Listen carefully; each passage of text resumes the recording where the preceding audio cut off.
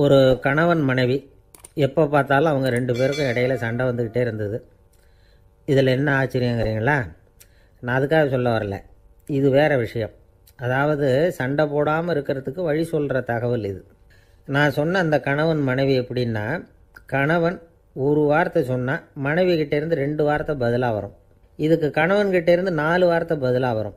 இப்படி வார்த்தைகள் பெருகி போய் கடைசியில் வம்பில் வந்து முடியும். அந்த அம்மா பொறுத்து பொறுத்து பார்த்தாங்க, அவங்களால தாக்கு பிடிக்க முடியல. பக்கத்து வீட்லேயும் ஒரு கணவன் மனைவி இருந்தாங்க, அவங்களுக்குள்ளே சண்டை வர்றதில்லை. அது எப்படி அவங்களால மட்டும் சண்டை போடாமல் இருக்க முடியுது அப்படின்னு இந்த அம்மாவுக்கு ஆச்சரியம். ஒரு நாள் நேராக பக்கத்து வீட்டு அம்மாக்கிட்டே போய், ஏம்மா நீங்கள் எப்படி கணவனும் மனைவியும் சண்டை போட்டுக்காமல் இருக்கிறீங்க, அது எப்படி முடியுது உங்களால் அப்படின்னு கேட்டாங்க. அதுக்குன்னு ஒரு மருந்து இருக்குது, அதை சாப்பிட்டா சண்டை வராது அப்படின்னாங்க அவங்க. சரிங்க, அந்த மருந்தை அவர் சாப்பிட மாட்டேன்னு சொல்லிட்டா என்ன பண்ணுறது அப்படின்னு கேட்டிருக்கிறாங்க இவங்க. அந்த மருந்து அவருக்கு இல்லைம்மா, உனக்கு தான் அப்படின்னாங்களாம் அவங்க. அப்படியா? அப்படின்னா கொடுங்க, ரொம்ப நல்லதாக போச்சு. அதை எப்படி சாப்பிட்றதுங்கிற விவரத்தையும் சொல்லுங்கள், எங்கே அது கிடைக்குங்கிறதையும் சொல்லுங்கள், வாங்கிக்கிறேன் அப்படின்னு கேட்டாங்களாம் இவங்க. வேறு எங்கேயும் போய் வாங்க வேண்டாம், என்கிட்டே இருக்க அந்த மருந்து அதில் கொஞ்சம் தர்றேன், வாங்கி வச்சுக்க. உன் வீட்டுக்காரர் உன்னோட சண்டையை ஆரம்பிக்கிறப்போலாம் நீ இந்த மருந்தில் 1 அவுன்ஸ் வாயில் ஊற்றிக்கணும். அதை உடனே குடிச்சிடக்கூடாது, ஒரு 5 நிமிஷமாவது அது வாயில் இருக்கணும், அதுக்கப்புறம் குடிச்சிடலாம் அப்படின்னு சொல்லி ஒரு பாட்டில் மருந்தை இந்த அம்மாக்கிட்ட கொடுத்து அனுப்புனாங்களாம். மருந்தை எடுத்துக்கிட்டு இந்த அம்மா வீட்டுக்கு வந்திருக்கிறாங்க. வீடு பூட்டி இருந்ததுனால கணவன் வந்து வாசல்லையே காத்துக்கிட்டு இருக்கிறான். மனைவியை கண்டதும் சண்டை போட ஆரம்பிச்சிட்டான். வீட்டை பூட்டிவிட்டு எங்கே போய் தொலைஞ்ச, எவ்வளோ நேரமாக ஒரு மனுஷன் வாசல்லையே காத்துட்டு கிடக்கிறது அப்படி இப்படின்னு கத்த ஆரம்பிச்சிட்டான். மனைவி இதுக்கு பதிலே சொல்லலை. அந்த அம்மா பேசாமல் வீட்டை திறந்தாங்க, சமையல் அறைக்குள்ளே போனாங்க, 1 அவுன்ஸ் மருந்தை வாயில் ஊற்றிக்கிட்டாங்க. அன்னைக்கு சண்டை வந்து மேற்கொண்டு வளரவே இல்லை, நின்றுட்டுது. மருந்து பரவாயில்லை. அதுக்கப்புறம் பல சந்தர்ப்பங்களில் சண்டை வரும் போல் இருக்கிறப்போலாம் இந்த மருந்து அதை நிறுத்தியிருக்கு. பிரமாதமான மருந்தாக இருக்குது இதை கொஞ்சம் அதிகமாகவே வாங்கி வீட்டில் வச்சுக்க வேண்டியது தான் அப்படின்னு முடிவு பண்ணிவிட்டு இந்த அம்மா மறுபடியும் பக்கத்து வீட்டு அம்மாக்கிட்ட போனாங்க. எவ்வளவு விலையானாலும் சரி, நான் காசு கொடுத்து வாங்கி வச்சுக்கிறேன், எந்த கடையில் இருக்குது இந்த மருந்து சொல்லுங்க அப்படின்னு கேட்டாங்க. இந்த மருந்துக்கு விலையே கிடையாதுங்க, இலவசமாகவே கிடைக்கும்னாங்களாம் அவங்க. அது எப்படி விலை இல்லாமல் இதை விற்க முடியுது அப்படின்னு கேட்டாங்களாம் இவங்க. அது மருந்தாக இருந்தால் தானே விலை வைக்கிறதுக்கு, அது வெறும் தண்ணி தானே அப்படின்னாங்களாம். வெறும் தண்ணியாக சண்டையை நிறுத்துது அப்படின்ட்டு இருக்காங்க இவங்க. அது சண்டையை நிறுத்தலை, உன்னோட மௌனம் தான் சண்டையை நிறுத்துது. நீ வாயில் தண்ணியை வச்சுக்கிறதுனால எதிர்த்து பேசுறதில்ல, அதனால் உன்னுடைய கணவர் கோபம் வந்து சாந்தமாயிடுது அப்படின்னாங்களாம் அவங்க. இந்த கதையிலேருந்து சண்டையை நிறுத்துகிற மருந்து எதுன்னு தெரிஞ்சுக்கிட்டோம் இல்லையா? ஒருத்தர் என்ன பண்ணார், பாட்டிலில் வந்து தண்ணியை ஊற்றி வச்சுக்கிட்டு அவர்கிட்ட வர்றவங்களுக்கெல்லாம் இதை சிபாரிசு பண்ணலாம்னு நினச்சிக்கிட்டு உட்காந்துருந்தார். ஒரு அம்மா வந்தாங்க. இதை கேட்டுவிட்டு இதையே ஒரு மருந்து மாதிரி கொடுக்கலாம்ங்கிறது அவர் முடிவு. அதனால் பாட்டிலில் தண்ணி அடைச்சி வச்சுக்கிட்டு அதில் கலருக்காக என்னத்தையோ ஒரு ஜீரகம் அது மாதிரி எதையாவது கலந்து வச்சுக்கிட்டு ஒரு மருந்து மாதிரி ஒரு பாவனையில் வச்சுக்கிட்டு உட்காந்துருக்கார். யாராவது வீட்டில் சண்டைன்னா என்கிட்ட வாங்க மருந்து தரேன்னு. ஒரு அம்மா வந்தாங்க, எனக்கும் என் வீட்டுக்காரருக்கும் அடிக்கடி சண்டை வருதுங்க அப்படின்ட்டு இருக்காங்க. கவலைப்படாதம்மா, நான் ஒரு மருந்து தரேன்னு சொல்லி வீட்டுக்குள்ளே போய் ஒரு பாட்டில் எடுத்து வந்து கொடுத்தார். பாட்டிலில் இருக்கிறது என்னங்கிறத சொல்லிவிட்டா அது பேரில் மரியாதை வராது இல்லையா, அதனால் சொல்லலை. அந்த அம்மா வாங்கிட்டு போனாங்க. 4 நாள் கழித்து திரும்பி வந்தாங்க. என்னம்மா வீட்டில் சண்டை நின்று போச்சான்னு கேட்டிருக்காரு இவர். அங்கே நின்று போச்சுங்க, இப்போ உங்ககிட்ட ஆரம்பமாக போகுதுன்னாங்களாம். என்னம்மா அப்படின்ட்டுருக்காரு அவர் பயந்து போய். பின்ன என்னங்க, நீங்கள் என்ன மருந்து கொடுத்துருக்குறீங்க என்னங்க அப்படின்னாங்களாம் கோபமாக. அது வெறும் தண்ணி தானே அப்படின்ட்டுருக்காரு இவர். தண்ணியாக இது, நல்லா பாருங்கள் அப்படின்னு அந்த பாட்டில் நீட்டினாங்களாம். இவர் வாங்கி பார்த்துருக்கார். அப்புறம் தான் விஷயம் புரியுது அவருக்கு. இவர் கை தவறுதலாக அவங்க வீட்டில் இருந்த மண்ணெண்ணெய் பாட்டில் எடுத்து அவர்கிட்ட கொடுத்துருக்குறாங்க. அப்புறம் என்ன ஆகும், சண்டை வராமல். ஒரு நீதிமன்றம், அங்கே ஒரு கொலை வழக்கு சம்மந்தமாக விசாரணை நடந்துக்கிட்டு இருக்குது. அந்த வழக்கறிஞர் ரொம்ப தீவிரமாக வாதாடிக்கிட்டு இருக்கிறார். தன்னுடைய கட்சிக்காரர் நிரபராதிங்கிறது அவருக்கு நல்லா தெரியும். அதனால தான் அவர் சார்பாக வாதாடுறதுக்கே ஒத்துக்கிட்டார். அப்படி அவர் மும்முரமாக வாதாடிக்கிட்டு இருக்கிற சமயத்தில் அவசரமாக தந்தி ஒன்று வந்து சேர்ந்தது. அதை வாங்கி படித்து பார்த்தார். அதுக்கப்புறம் அதை மடித்து தன்னுடைய கோட்டு பையில் வச்சுக்கிட்டு தொடர்ந்து வாதாட ஆரம்பிச்சிட்டார். பேசி முடித்தார். அதுக்கப்புறம் அங்கே கோர்ட்டில் இருந்த சக வக்கீல்கள் அவர்கிட்ட வந்தாங்க. தந்தி ஒன்று வந்ததே, என்ன விஷயம் அப்படின்னு விசாரித்தாங்களாம். அப்போ அவர் சொல்லியிருக்கிறார், ஊரில் சிகிச்சைக்காக போயிருந்த என்னுடைய மனைவி இறந்து போனதாக தந்தி வந்திருக்குது அப்படின்னாராம். மற்ற வக்கீல்களுக்கு அதிர்ச்சி. என்னங்க இது, மனைவி இறந்ததை விட கேஸு முக்கியமாக உங்களுக்கு அப்படின்னு கேட்டிருக்கிறாங்க. இறந்து போன என் மனைவி மறுபடியும் திரும்பி வர போகிறதில்ல. ஆனால் என்னுடைய கட்சிக்காரர் ஒரு கொலை வழக்கில் மாட்டிக்கிட்டார். அவரும் நிரபராதி. அவர் உசுரை நான் காப்பாற்ற வேணாமா? இதுதான் என்னுடைய கடமை அப்படின்னாராம். இப்படி இவர் சொன்னதும் எல்லோரும் அப்படியே திகைச்சு போய் நின்றுட்டாங்களாம். சரி, கடமைக்கு முக்கியத்துவம் கொடுத்த அந்த வழக்கறிஞர் யார் தெரியுமா? அவர் தான் இரும்பு மனிதர் சர்தார் வல்லபாய் பட்டேல். குஜராத் மாநிலத்தில் 1875 அக்டோபர் 31 அன்றைக்கு ஜாவேரி பாய் அப்படிங்கிறவருக்கு 4வது பிள்ளையாக அவர் பிறந்தாராம். இந்த ஜாவேரி பாய் யார் தெரியுமா? ஜான்சி ராணி லட்சுமிபாய் போர் படையில் ஒரு வீரராக பணிபுரிஞ்சவர். இளம் வயசில் வல்லபாய் பட்டேல் ரொம்ப சிரமப்பட்டு படிச்சிருக்கார். விடாமுயற்சி வெற்றியை கொடுத்தது. கல்லூரியிலையும் காலடி வச்சார். அதுக்கப்புறம் வக்கீல் பட்டத்தையும் வாங்கினார். பிரிட்டிஷ் ஆட்சி நடந்துக்கிட்டு இருந்த சமயம் குஜராத்தை சேர்ந்த பர்டோலி தாலுக்காவில் விவசாயிகள் மேலே அரசாங்கம் திடீர்னு நில வரியை வசதிப்பட்டு தான். ஏழை விவசாயிகள் ரொம்ப கஷ்டப்பட்டுருக்காங்க. அரசாங்கம் வரி செலுத்தாத விவசாயிகளின் நிலங்களையெல்லாம் ஜப்தி செஞ்சுதான். அரசாங்கத்தை எதிர்க்கிறவங்களையெல்லாம் கைது பண்ணி சிறையில் அடைச்சிட்டாங்களாம். சில பேர் வீடு வாசல் ஆடு மாட்டையெல்லாம் விற்று கூட வரி கட்ட வேண்டிய நிலைமைக்கு ஆளாயிட்டாங்க. வழக்கறிஞர் வல்லபாய் பட்டேல் நில வரியை உடனே ரத்து பண்ணணும் அப்படின்னு பம்பாய் கவர்னருக்கு ஒரு கடிதம் எழுதினார். எந்த பலனும் இல்லை. உடனே எல்லா விவசாயிகளையும் அணி திரட்டினார். அதுக்கு தானே தலைமை தாங்கினார். சத்தியாகிரகம் நடத்தினார். அந்த பகுதியில் எந்த வேலையும் நடக்கலை. வேறு வழி இல்லை. ஆட்சியாளர்கள் உடனே வரியை ரத்து பண்ணாங்க. சிறையில் இருந்தவங்களெல்லாம் வெளில விட்டாங்க. 1928 ஆகஸ்ட் 6 சர்க்காருக்கும் விவசாயிகளுக்கும் இடையில் ஒரு உடன்பாடு ஏற்பட்டது. அதுக்கப்புறம் தான் நிலைமை சரியாக போச்சான். வல்லபாய் பட்டேலின் பொது சேவையை பாராட்டின பொதுமக்கள் அவருக்கு சர்தார் அப்படிங்கிற பட்டத்தை கொடுத்தாங்களாம். சர்தார்னா தலைவர் அல்லது தளபதின்னு அர்த்தம். இரும்பு மனிதர்னு இவருக்கு பேர். இருந்தாலும் நகைச்சுவை உணர்வும் இவருக்கு நிறைய உண்டு. ஒரு தடவை ஒரு பத்திரிகை நிருபர் வந்திருக்கார். சர்தார் பட்டேல்கிட்ட அவருக்கு பிடிச்ச பண்பாடு கலாச்சாரம் எது அப்படின்னு கேட்கணும்னு ஆசை. அதனால் அவரை பார்த்து கேட்டாராம், ஏங்க உங்களுக்கு பிடிச்ச கல்ச்சர் எது அப்படின்னு கேட்டிருக்கார். இதுக்கு சர்தார் பட்டேல் சொன்ன பதில் என்ன தெரியுமா? எனக்கு பிடிச்ச கல்ச்சர் அக்ரிகல்ச்சர் அப்படின்னாராம். ஒரு சராசரி மனிதனுடைய இயல்பு என்ன? இன்பம் வந்தால் துள்ளி குதிப்பான், துன்பம் வந்தால் சோர்ந்து போய் ஒரு மூலையில் உட்காந்துருவான். இவன் தான் சராசரி மனிதன். ஆனால் ஒருத்தன் இன்பம் வந்தால் அதுக்காக மகிழ்ச்சி அடையிறதில்ல, துன்பம் வந்தால் அதுக்காக சோர்ந்து போகிறதில்ல அப்படின்னு வச்சுக்கோங்க. அப்படி இருந்தால் அவன் சாதாரண ஆள் கிடையாது. ஒரு ஊரில் ஒரு ஞானி இருந்தார். அவரை தேடிட்டு ஒரு பெரியவர் வந்தார். ஐயா, ஞானத்தில் சிறந்த ஞானம் எது அப்படின்னு கேட்டாராம். இதுக்கு அந்த ஞானி என்ன பதில் சொன்னார் தெரியுமா? இன்பத்தினால மகிழ்ச்சி அடையாமலும் துன்பத்தினால சோர்வு அடையாமலும் இருக்கிறது தான் அந்த ஞானம், பெரிய ஞானம் அப்படின்னாராம். சரி சுவாமி, அப்படிப்பட்ட ஞானம் உங்களுக்கு எப்படி வந்ததுன்னு கேட்டிருக்காரு இவர். அதை நான் ஒரு கழுதைகிட்ட இருந்து கற்றுக்கிட்டேன் அப்படின்னாராம் அவர். இவருக்கு ஒன்றும் புரியல. ஒரு மாதிரியாக முழிச்சிருக்கிறார். இதை அவர் புரிஞ்சுக்கிட்டார். நீங்கள் நாளைக்கு காலையில் நம்முடைய ஆசிரமத்துக்கு வாங்க, புரிய வைக்கிறேன்னாராம். சரின்னு அவர் போயிட்டார். மறுநாள் காலையில் ஆசிரமத்துக்கு சேர்ந்தார். ஞானி அவரை கூப்பிட்டு உட்கார வச்சார்.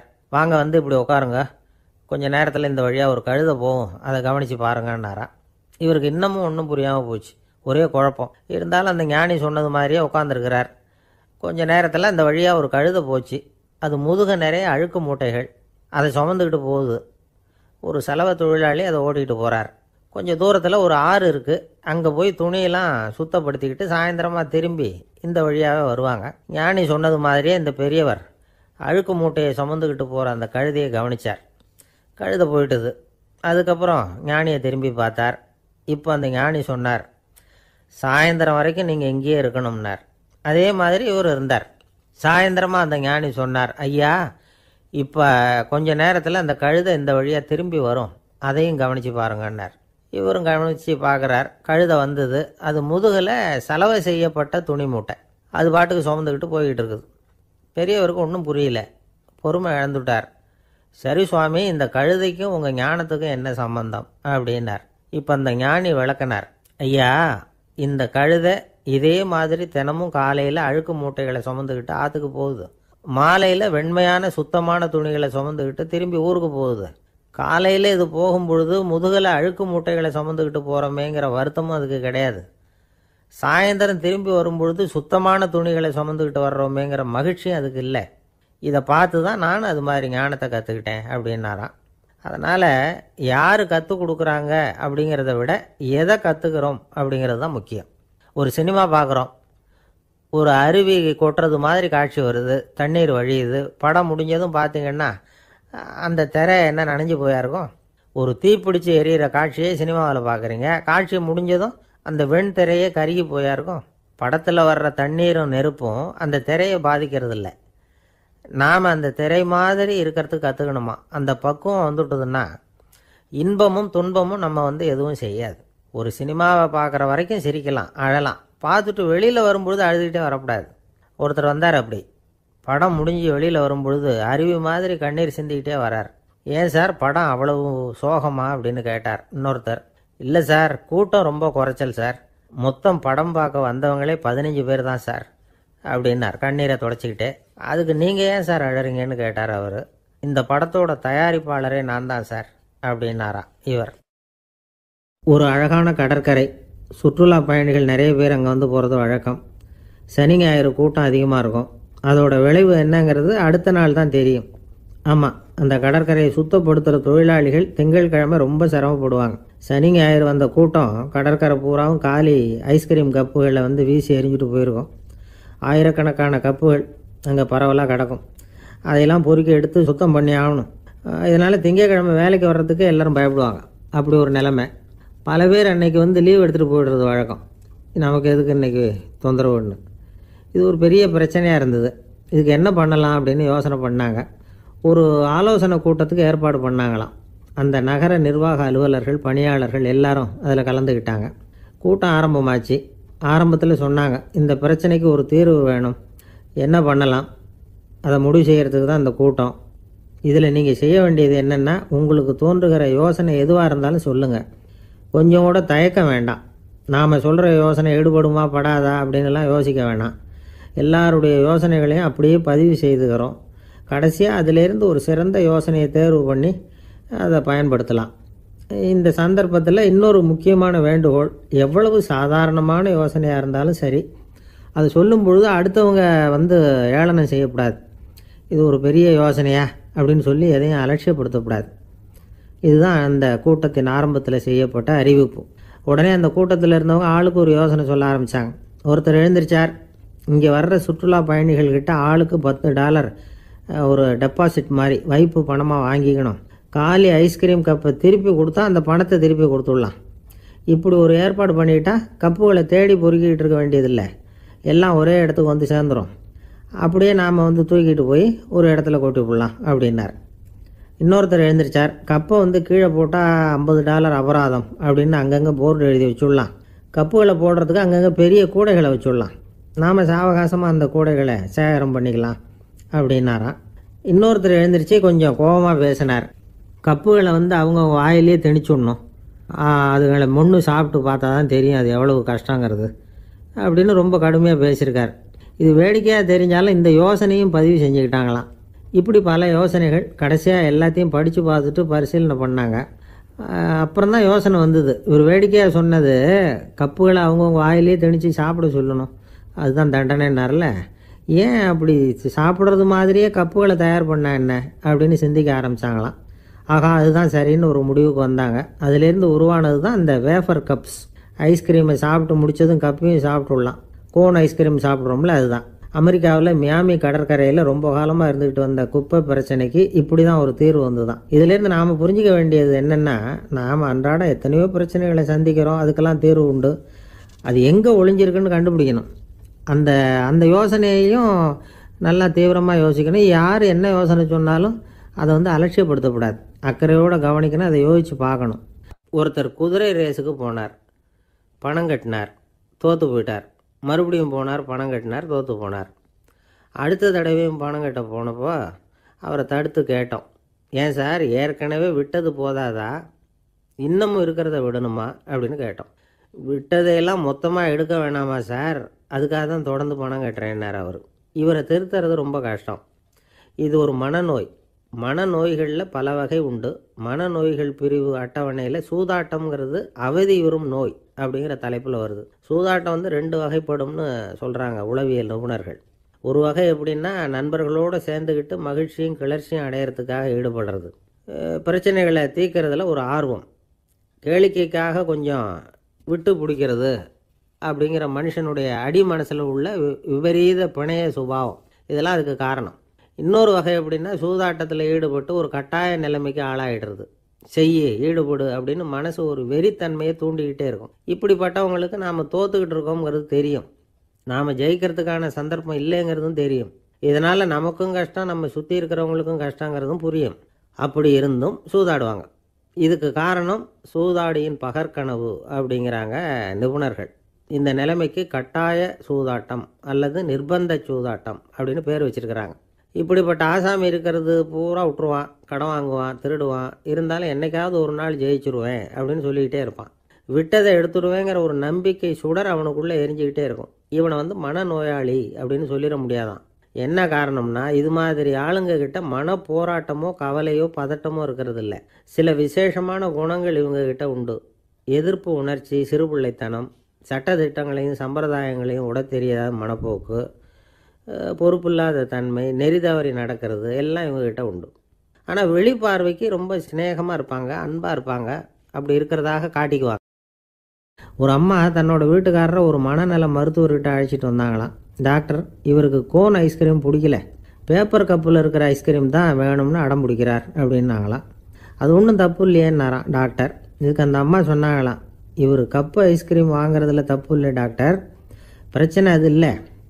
அப்புறம் வேறு என்னென்னு கேட்டிருக்காரு. வாங்கினதும் ஐஸ்கிரீமை கீழே கொட்டிவிட்டு அந்த பேப்பர் கப்பை மட்டும் விரும்பி சாப்பிட்றார், அதனால தான் உங்ககிட்ட அழைச்சிட்டு வந்தேன் அப்படின்னாங்க. ஒரு நண்பர் வந்தார். ரொம்பவும் இறுக்கமாக உடை அணிஞ்சிருந்தார். அதாவது ஆடைக்குள்ளே அவர் மாட்டிக்கிட்டு இருந்தது மாதிரி தெரிஞ்சது. ஏன் துணி குறைச்சலாக எடுத்துட்டிங்களா அப்படின்னு கேட்டோம். இல்லைங்க, எனக்கு எப்போவுமே இறுக்கமாக உடை அணிகிறது தான் பிடிக்கும் அப்படின்னார். ஒருத்தர் எப்படி உடை அணிகிறார் அப்படிங்கிறத வச்சே அந்த ஆள் எப்படிப்பட்டவர் அப்படிங்கிறத கண்டுபிடிச்சிடலாம். உடை அணிகிற விதம் ஒருத்தருடைய மனநிலையை வெளிப்படுத்துதான்.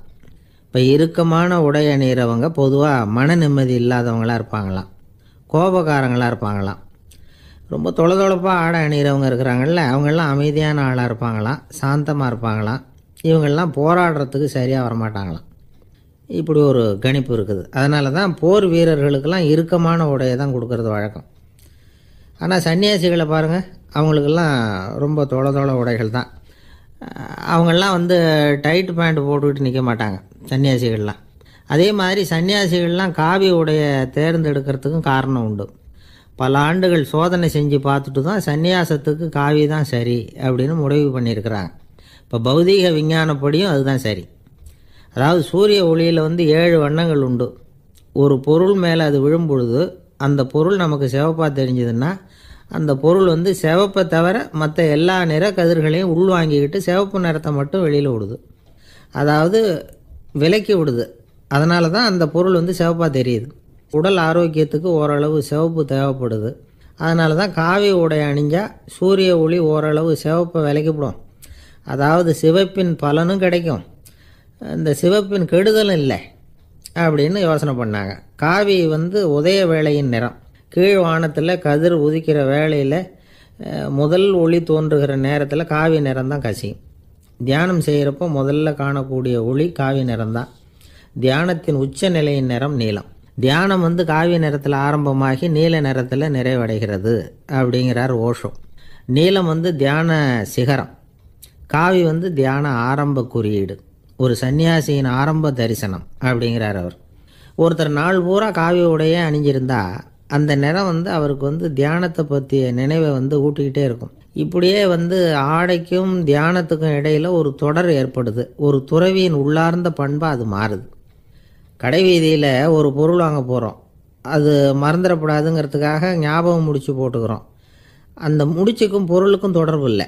ஆனால் கடை வீதிக்கு போன உடனே அந்த முடிச்சு வந்து அந்த பொருளை ஞாபகப்படுத்துது. அதாவது அந்த முடிச்சு வந்து ஒரு தொடர்பு அம்சமாக அமையுது. அது மாதிரி தான் காவி உடையும். ஒரு துறவி வந்து நடக்கும் பொழுது, சாப்பிடும் பொழுது, குளிக்கும் பொழுது அவருடைய காவி உடை அவருக்கு வந்து ஞாபகப்படுத்திக்கிட்டே இருக்கும். அது ஒரு நிலைப்படுத்தப்பட்ட நினைவாக ஞாபகம் முடிச்சாக மாறிடுது. காவி ஆடை இல்லைன்னா ஒருத்தரால் துறவியாக முடியாதுன்னு அர்த்தம் இல்லை. அதே நேரத்தில் காவி ஆடையால் ஒன்றும் பிரயோஜனம் இல்லை, அதில் ஒன்றும் அர்த்தம் இல்லை அப்படின்னு சொல்லிட முடியாது. இதுதான் உண்மை. இவ்வளவு தூரம் காவி ஆடையை பற்றி சொல்கிறதுனால எல்லாரும் சன்னியாசியாக போயிடுங்கோ அப்படின்னு நாம் சொல்கிறதாக யாரும் நினச்சிடக்கூடாது. மனசுக்கும் நிறத்துக்கும் உள்ள சம்பந்தத்தை தெரிஞ்சுக்கிறதுக்காக தான் இவ்வளவும். நமக்கு தெரிஞ்ச நண்பர் ஒருத்தர் இருக்கிறார், ஆஃபீஸில் வேலை பார்க்குறவர். ஒவ்வொரு மாதமும் 20ஆம் தேதிக்கு பிறகு அவரை போய் பார்த்திங்கன்னா காவி உடை அணிஞ்சிக்கிட்டு கண்ணை மூடிக்கிட்டு கை ரெண்டையும் விரித்து வச்சுக்கிட்டு தியானத்திலே உட்காந்துருப்பார். ஏன் இப்படி பண்ணுறீங்கன்னு கேட்டேன்.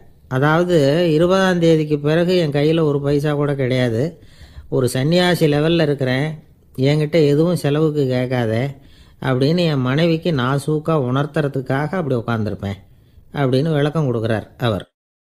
ஒரு சராசரி மனிதனுடைய இயல்பு என்ன? இன்பம் வந்தால் துள்ளி குதிப்பான், துன்பம் வந்தால் சோர்ந்து போய் ஒரு மூலையில் உட்காந்துருவான். இவன் தான் சராசரி மனிதன். ஆனால் ஒருத்தன் இன்பம் வந்தால் அதுக்காக மகிழ்ச்சி அடையிறதில்ல, துன்பம் வந்தால் அதுக்காக சோர்ந்து போகிறதில்ல அப்படின்னு வச்சுக்கோங்க. அப்படி இருந்தால் அவன் சாதாரண ஆள் கிடையாது. ஒரு ஊரில் ஒரு ஞானி இருந்தார். அவரை தேடிட்டு ஒரு பெரியவர் வந்தார். ஐயா, ஞானத்தில் சிறந்த ஞானம் எது அப்படின்னு கேட்டாராம். இதுக்கு அந்த ஞானி என்ன பதில் சொன்னார் தெரியுமா? இன்பத்தினால மகிழ்ச்சி அடையாமலும் துன்பத்தினால சோர்வு அடையாமலும் இருக்கிறது தான் அந்த ஞானம், பெரிய ஞானம் அப்படின்னாராம். சரி சுவாமி, அப்படிப்பட்ட ஞானம் உங்களுக்கு எப்படி வந்ததுன்னு கேட்டிருக்காரு இவர். அதை நான் ஒரு கழுதைகிட்ட இருந்து கற்றுக்கிட்டேன் அப்படின்னாராம் அவர். இவருக்கு ஒன்றும் புரியல, ஒரு மாதிரியாக முழிச்சிருக்கிறார். இதை அவர் புரிஞ்சுக்கிட்டார். நீங்கள் நாளைக்கு காலையில் நம்முடைய ஆசிரமத்துக்கு வாங்க, புரிய வைக்கிறேன்னாராம். சரின்னு அவர் போயிட்டார். மறுநாள் காலையில் ஆசிரமத்துக்கு வந்து சேர்ந்தார். ஞானி அவரை கூப்பிட்டு உட்கார வச்சார். வாங்க, வந்து இப்படி உட்காருங்க, கொஞ்சம் நேரத்தில் இந்த வழியாக ஒரு கழுதை போகும், அதை கவனித்து பாருங்கன்னாராம். இவருக்கு இன்னமும் ஒன்றும் புரியாமல் போச்சு, ஒரே குழப்பம். இருந்தாலும் அந்த ஞானி சொன்னது மாதிரியே உட்காந்துருக்கிறார். கொஞ்சம் நேரத்தில் அந்த வழியாக ஒரு கழுதை போச்சு. அது முதுக நிறைய அழுக்கு மூட்டைகள், அதை சுமந்துக்கிட்டு போகுது. ஒரு செலவு தொழிலாளி அதை ஓட்டிகிட்டு போகிறார். கொஞ்சம் தூரத்தில் ஒரு ஆறு இருக்குது, அங்கே போய் துணியெல்லாம் சுத்தப்படுத்திக்கிட்டு சாயந்தரமாக திரும்பி இந்த வழியாகவே வருவாங்க. ஞானி சொன்னது மாதிரியே இந்த பெரியவர் அழுக்கு மூட்டையை சுமந்துக்கிட்டு போகிற அந்த கழுதையை கவனித்தார். கழுதை போயிட்டுது. அதுக்கப்புறம் ஞானியை திரும்பி பார்த்தார். இப்போ அந்த ஞானி சொன்னார், சாயந்தரம் வரைக்கும் நீங்கள் இங்கேயே இருக்கணும்னார். அதே மாதிரி இவர் இருந்தார். சாயந்தரமாக அந்த ஞானி சொன்னார், ஐயா, இப்போ கொஞ்ச நேரத்தில் அந்த கழுதை இந்த வழியாக திரும்பி வரும், அதையும் கவனித்து பாருங்கன்னார். இவரும் கவனித்து பார்க்குறார். கழுதை வந்தது. அது முதுகில் சலவை செய்யப்பட்ட துணி மூட்டை, அது பாட்டுக்கு சுமந்துக்கிட்டு போய்கிட்டு இருக்குது. பெரியவருக்கு ஒன்றும் புரியல, பொறுமை இழந்துட்டார். சரி சுவாமி, இந்த கழுதைக்கும் உங்கள் ஞானத்துக்கும் என்ன சம்பந்தம் அப்படின்னார். இப்போ அந்த ஞானி விளக்கினார். ஐயா, இந்த கழுதை இதே மாதிரி தினமும் காலையில் அழுக்கு மூட்டைகளை சுமந்துக்கிட்டு ஆற்றுக்கு போகுது, மாலையில் வெண்மையான சுத்தமான துணிகளை சுமந்துக்கிட்டு திரும்பி ஊருக்கு போகுது. காலையில் இது போகும் பொழுது முதுகில் அழுக்கு மூட்டைகளை சுமந்துக்கிட்டு போகிறோமேங்கிற வருத்தமும் அதுக்கு கிடையாது. சாயந்தரம் திரும்பி வரும்பொழுது சுத்தமான துணிகளை சுமந்துக்கிட்டு வர்றோமேங்கிற மகிழ்ச்சியும் அதுக்கு இல்லை. இதை பார்த்து தான் நானும் அது மாதிரி ஞானத்தை கற்றுக்கிட்டேன் அப்படின்னாராம். அதனால் யார் கற்றுக் கொடுக்குறாங்க அப்படிங்கிறத விட எதை கற்றுக்கிறோம் அப்படிங்கிறது தான் முக்கியம். ஒரு நீதிமன்றம், அங்கே ஒரு கொலை வழக்கு சம்பந்தமாக விசாரணை நடந்துக்கிட்டு இருக்குது. அந்த வழக்கறிஞர் ரொம்ப தீவிரமாக வாதாடிக்கிட்டு இருக்கிறார். தன்னுடைய கட்சிக்காரர் நிரபராதிங்கிறது அவருக்கு நல்லா தெரியும். அதனால தான் அவர் சார்பாக வாதாடுறதுக்கே ஒத்துக்கிட்டார்.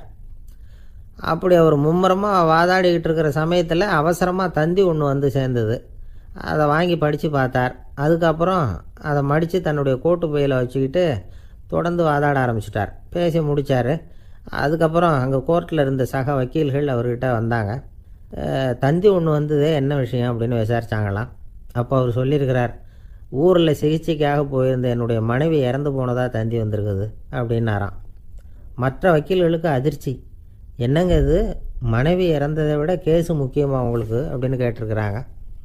இறந்து போன என் மனைவி மறுபடியும் திரும்பி வர போகிறதில்ல, ஆனால் என்னுடைய கட்சிக்காரர் ஒரு கொலை வழக்கில் மாட்டிக்கிட்டார், அவரும் நிரபராதி, அவர் உசுரை நான் காப்பாற்ற வேணாமா, இதுதான் என்னுடைய கடமை அப்படின்னாராம். இப்படி இவர் சொன்னதும் எல்லாரும் அப்படியே திகைச்சு போய் நின்றுட்டாங்களாம். சரி, கடமைக்கு முக்கியத்துவம் கொடுத்த அந்த வழக்கறிஞர் யார் தெரியுமா? அவர் தான் இரும்பு மனிதர் சர்தார் வல்லபாய் பட்டேல். குஜராத் மாநிலத்தில் 1875 அக்டோபர் 31 அன்றைக்கு ஜாவேரி பாய் அப்படிங்கிறவருக்கு 4வது பிள்ளையாக அவர் பிறந்தாராம். இந்த ஜாவேரி பாய் யார் தெரியுமா? ஜான்சி ராணி லட்சுமி பாய் போர் படையில் ஒரு வீரராக பணிபுரிஞ்சவர். இளம் வயசில் வல்லபாய் படையில் ரொம்ப சிரமப்பட்டு படிச்சிருக்கார். விடாமுயற்சி வெற்றியை கொடுத்தது. கல்லூரியிலையும் காலடி வச்சார். அதுக்கப்புறம் வக்கீல் பட்டத்தையும் வாங்கினார். பிரிட்டிஷ் ஆட்சி நடந்துக்கிட்டு இருந்த சமயம் குஜராத்தை சேர்ந்த பர்டோலி தாலுக்காவில் விவசாயிகள் மேலே அரசாங்கம் திடீர்னு நில வரியை வசதி விட்டு தான். ஏழை விவசாயிகள் ரொம்ப கஷ்டப்பட்டிருக்காங்க. அரசாங்கம் வரி செலுத்த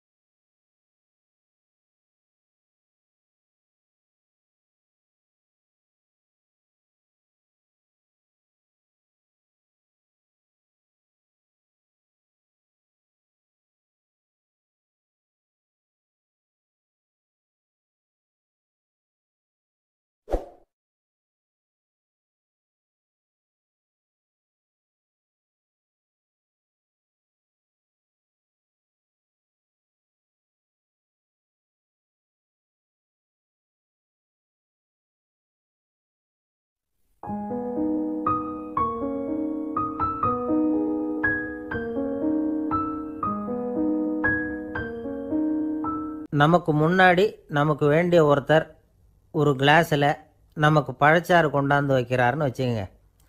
உடனே நாம் என்ன பண்ணுவோம்? எடுத்து கிடுகிடுன்னு சாப்பிட்ருவோம், அடுத்தவங்க யாரும் வர்றதுக்குள்ளே.